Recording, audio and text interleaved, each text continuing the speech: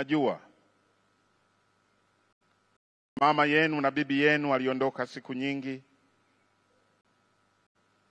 na sasa baba anaondoka kwa jina ambalo sasa ni lazima liwe la kwenu. Ninyi mtaitwa yatima. Hayo ni majina ya kibinadamu, lakini Mungu tuliye naye, yeye atakuwa baba yenu. Yeye atakuwa yote katika yote. Ninyi wanamwanga, mzee huyu ambaye daima mlimuita baba wa mwanga, Mungu ataendelea kuwa baba yenu. Mheshimiwa Rais, ninajua wastaafu kama hawa ni washauri wako wa karibu sana. Huyu Mungu tunayemwamini, yeye moja ya sifa yake, sifa ya Yesu, yeye ni mshauri wa ajabu. Ataendelea kukushauri na taifa letu litaendelea kwenda mbele, na ataendelea kuinua walio wengi. Mungu akujalie sana. Ndugu zangu, kifo ni jambo la kutisha. Kifo hakuna anayekipenda, na ndio maana katika ulimwengu huu kila mmoja anajaribu sana kutokufikia hatua hii. Lakini Mungu, yeye anayeamua kuja kwetu na kuondoka kwetu, yeye anayejua tarehe, muda na nukta ya kuondoka, akiruhusu tunafika katika hali hii. Yesu aliwahi kuwafariji wanafunzi wake kwa maneno mazuri kabla ya kifo chake mwenyewe. Wasomaji wa Biblia watakumbuka yale maneno kutoka Yohana 14:1-3. Aliwaambia, msifadhaike mioyoni mwenu, muaminini Mungu, niaminini na mimi. Halafu akawaambia kule ambako tunakwenda, kule ambako mzee wetu Cleopa David Msuya amekwenda. Anasema, nyumbani mwa baba yangu, yani mwa Mungu, mna makao mengi. Kama si hivyo, nisingewaambia.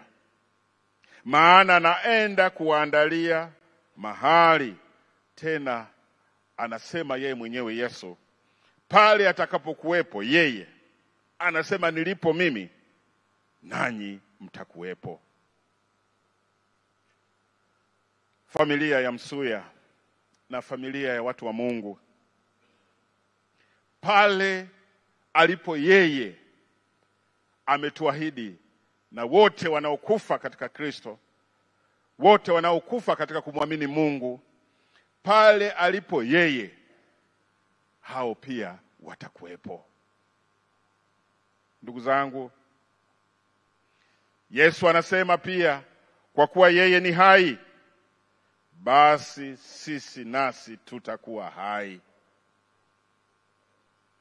Hii ni faraja kubwa ambayo Yesu anatupa katika maneno ya kinywa chake. Mwandishi wa Zaburi hii ya 39 tuliyoisoma, anaonyesha hakuwa na akili tu, lakini alionyesha kuwa na busara.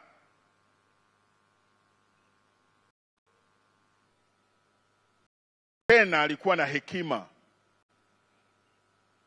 Huyu alijihoji, na sisi tunahitaji kujihoji juu ya mwisho wetu baada ya maisha haya.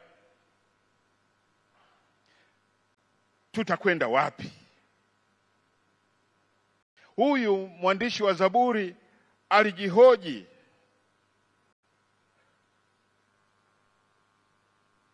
Na akajiuliza, na utadhani anaongea na Mungu.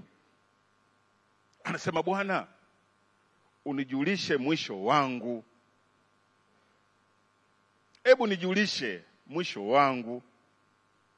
Nijulishe Mungu muda ambao umebaki kwangu mimi. Nijulishe. Ili nijue kiasi cha siku zangu ni kiasi gani zilizobaki. Ilikuwa hoja ngumu sana. Mimi nisingetamani nijue nimebakiza siku ngapi, sababu unaweza ukachanganyikiwa. Nakumbuka ndugu yangu mmoja aliambiwa na hao watundu mitaani, na waita watundu wa mitaani wala sio waganga wa mitaani. Aliambiwa wewe utakufa kwa ajali. Unajua alikuwa hataki, yani atatembea kwa mguu hata mpaka Moshi. Lakini aliishi mno, lakini simply kwa sababu aliambiwa wewe utakufa. Mwanadamu hataki kuondoka katika maisha haya. Siku hizi jioni kule Dar es Salaam watu wanafanya mazoezi. Kama ufanyi mazoezi ni wewe peke yako umebaki. Lakini ukiwauliza sana hawataki kuondoka mapema. Nafanya vizuri, tuendelee na mazoezi. Na siku hizi hata ulaji wa chakula watu wanakula kwa uangalifu sana, kwa sababu wanataka kuishi zaidi. Hawa madaktari wakina Dr. Mwinyi wanatuhimiza sana, na wenzake kina Janabi na wengine kujiangalia. Wewe kama unavamia tu, siku zako si nyingi.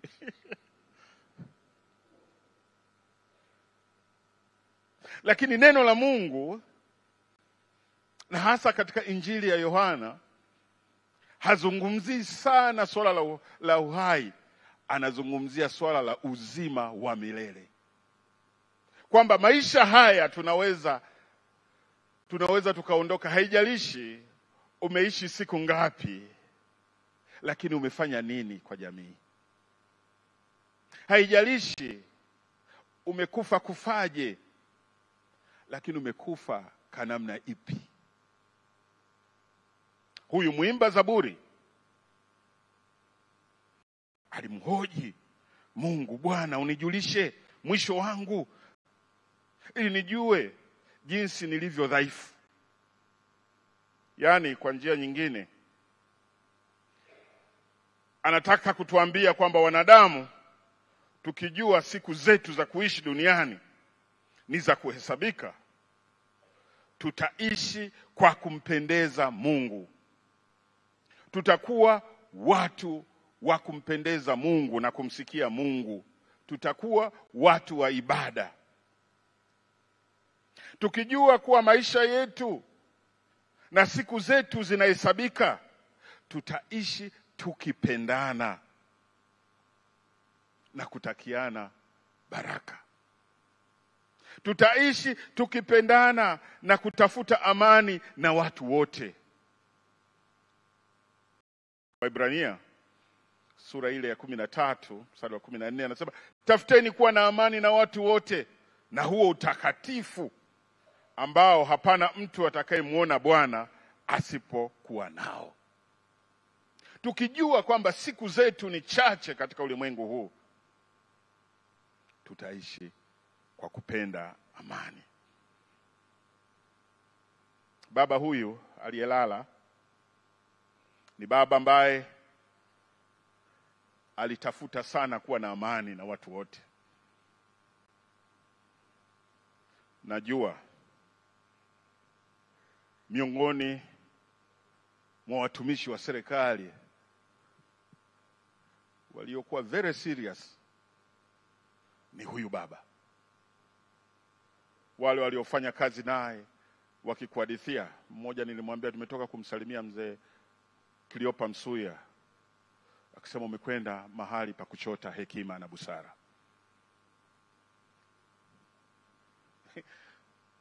Na watu walimheshimu. Sote tulimheshimu.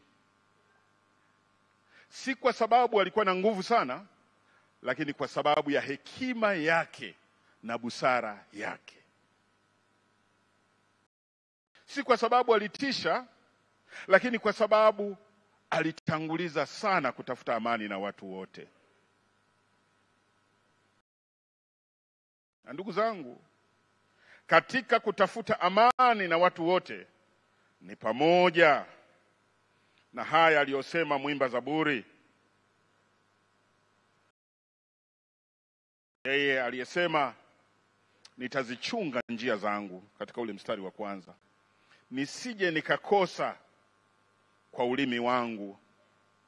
Hizi ndimi tulizo nazo zinatukosesha sana sana sana. Ndimi tulizo nazo zinatukosesha sana sana.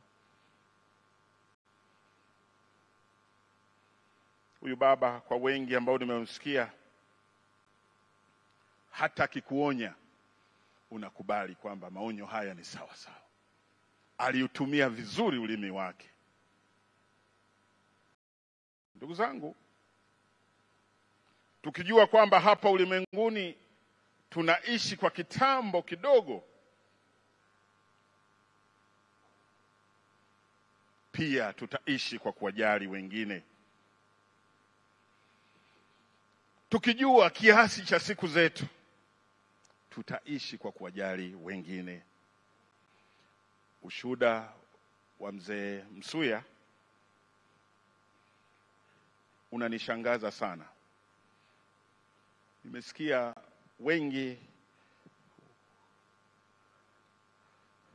wengi wa ngazi yake wakisifu, lakini nimesikia wengi wa ngazi za chini wakisifu. Hawa wa chini hawa ndio ambao tulio wengi katika viongozi, hapo ndipo tunapofeli. Mimi nimepita mahali pengi kisijasikia mtu wilaya nzima wakamuita baba wa wilaya, baba wa Mwanga. Si kwa sababu nyingine, si kwa sababu ya uzee au kwa sababu ya umri, ni kwa sababu ya alama, kwa sababu ya upendo aliyoweka kwa watu wa chini.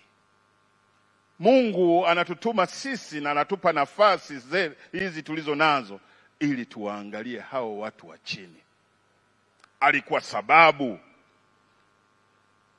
kubwa ya kuwafanya wengi watabasamu. Ninakumbuka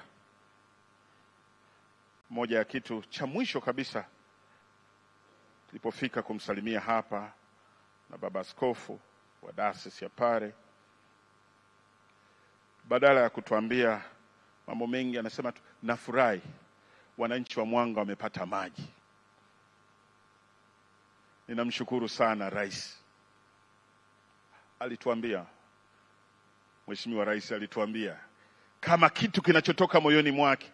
Mimi nikafikiri wamemwekea mabomba mapya hapa kwenye nyumba yake. Wananchi wa Mwanga.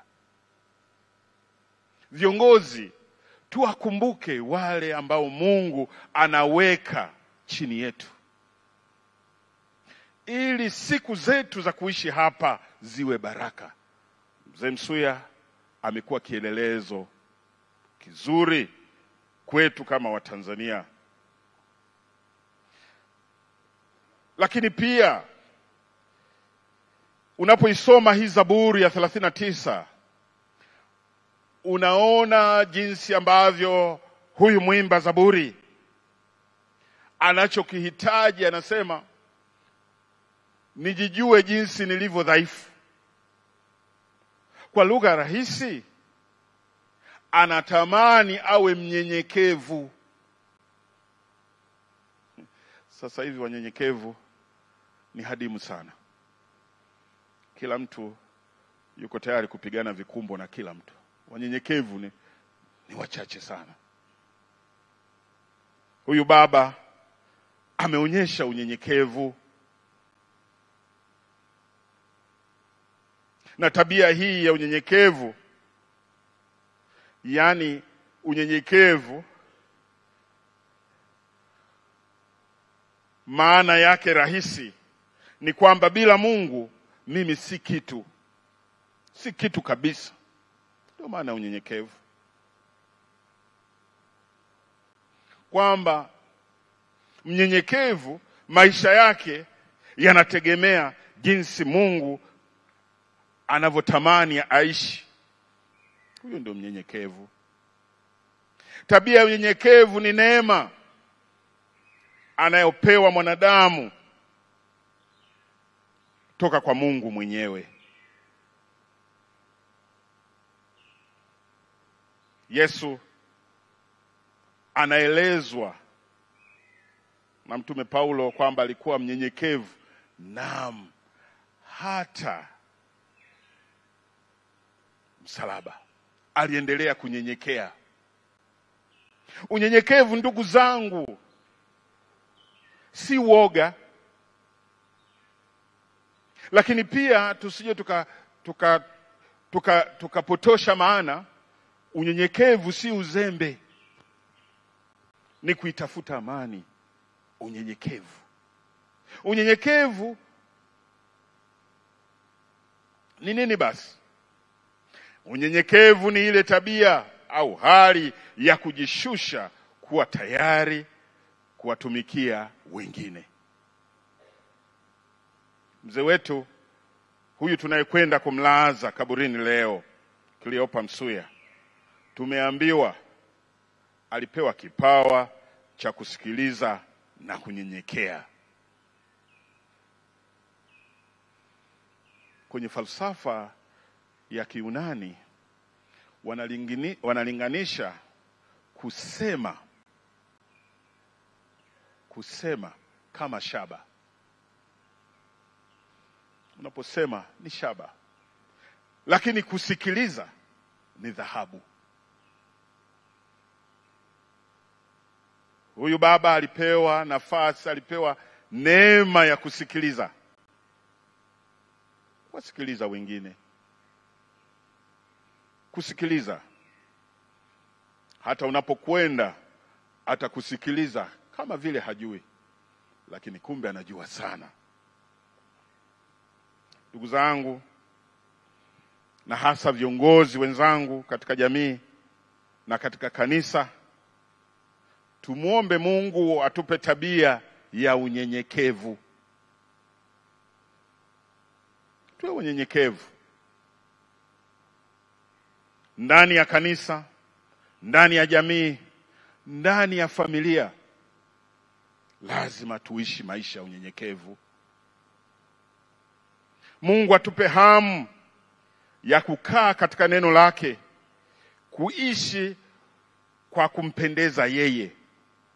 Ukikaa katika neno la Mungu, ukikaa katika ibada itakufanya, au neno la Mungu itakufanya unyenyekee.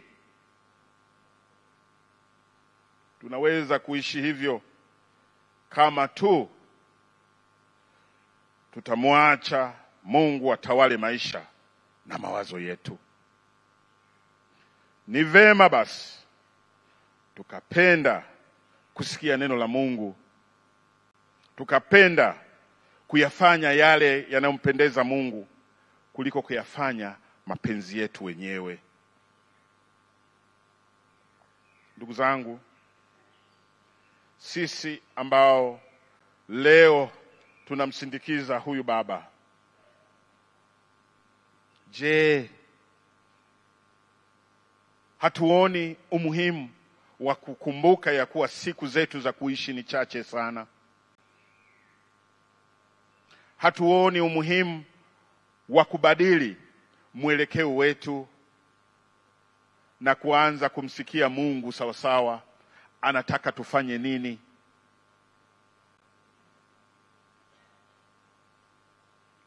Tulio viongozi tangu ngazi za chini kabisa, hatuoni kwamba Mungu ametupa watu wa kuwaongoza, kuanzia wale wa nyumba 10, si kama siku hizi bado hapo. Hatuoni kwamba ili kuwaongoza watu walioumbwa na Mungu tunahitaji sisi kumsikia Mungu anatuambia nini. Hatuoni.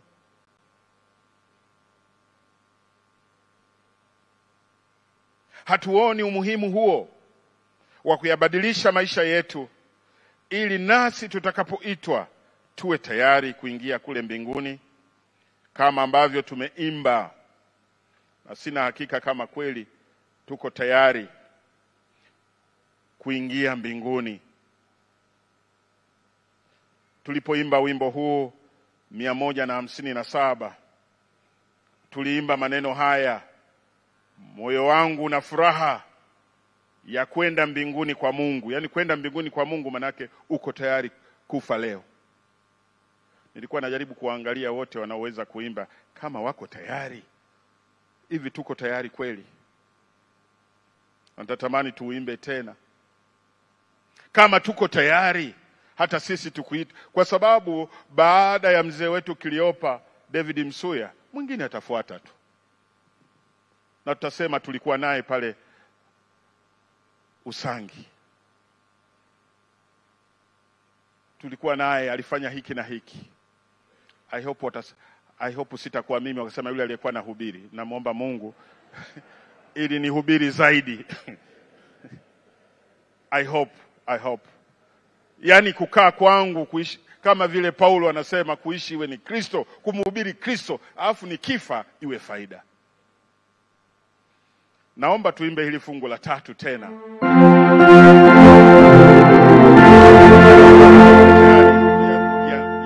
Unaweza ukaliacha toka unaguna tu.